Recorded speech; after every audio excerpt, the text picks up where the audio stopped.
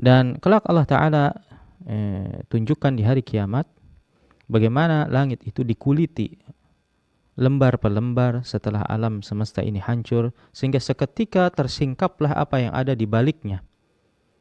Yaitu ada apa yang ada di balik alam duniawi, ada dua alam keabadian yang disebut dengan jahim dan jannah, yang akan disebutkan di ayat selanjutnya.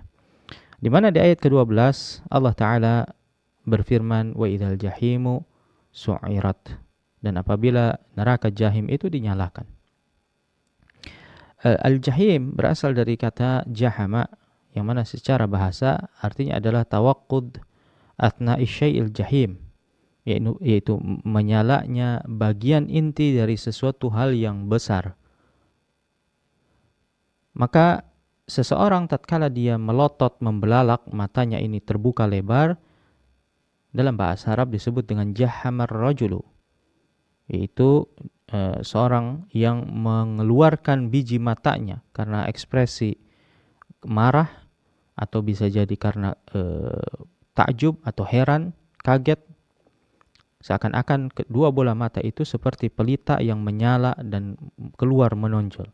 Itu makna jahama, yaitu menyalakan bagian inti dari sesuatu hal yang besar. Demikian pula dengan api yang berkobar yang digunakan untuk membakar Nabi Ibrahim alaihissalam disebut dengan jahim.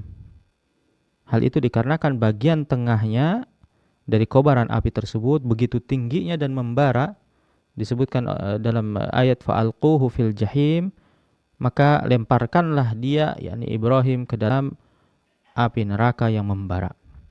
Itu baru jahim di dunia. Maka bagaimana dengan jahim kelak di akhirat? Sehingga disifati atau diberikan informasi bahwa al-jahim kelak di akhirat itu adalah su'irat. Apa makna su'irat? Ibnu Faris rahimahullah pernah menyampaikan as-sin wal ain wal ra yadullu ala irtifa'i syai', bahwasanya tatkala tiga huruf berkumpul menjadi satu, yaitu sin, ain dan ra, maka semuanya menunjukkan makna tingginya sesuatu. Maka dari itu harga barang dagangan di dalam bahasa Arab disebut dengan si'r. Misalnya dalam kalimat kam si'ru hadzal bait, berapa harga rumah ini? Mengapa harga barang itu disebut dengan si'ru? Hal ini karena harga barang itu cenderung naik dari waktu ke waktu, tidak pernah turun. Maka jiwa yang sakit atau disebut juga dengan gila di dalam Al-Quran disebut dengan su'ur. Terdiri dari kombinasi huruf yang sama, yaitu sin, ain dan ra. Sebagaimana yang dikatakan oleh kaum Samud ya kepada nabinya, yaitu Nabi Saleh alaihissalam, inna idzal lafi dhalali wa su'ur. Jika demikian, jika kami mengikuti dia, yakni Nabi Saleh alaihissalam, maka pasti kami benar-benar akan tersesat dan menjadi gila. Maka su'ur ya bermakna gila, karena umumnya orang yang gila itu cenderung memiliki temperamen yang tinggi, mudah emosi, ya, di mana mudah marah, emosinya ini meluap-luap. Itu namanya su'ur, yakni meninggi. Demikian halnya pula unta, jika dia sulit diatur, galak, ya, unta galak itu disebut dengan naqatun mas'urah.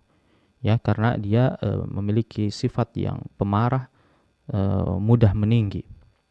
Sehingga jahim ya dari lafaz tersebut bisa kita artikan dia adalah api yang berkobar. Dan kita dapati juga lafaz su'irat itu artinya adalah meninggi. Sehingga disinilah terjadilah makna yang kita dapati, ada panas di atas panas. Ya. Itu sebabnya ia disebut dengan su'irat, dengan cara digandakan huruf yang paling berat dari rangkaian susunan kata atau huruf ini, yaitu huruf ain. Hal ini untuk menunjukkan bahwasanya panasnya ini adalah panas yang berlipat hingga mencapai kerongkongan, karena huruf ain itu berasal dari kerongkongan.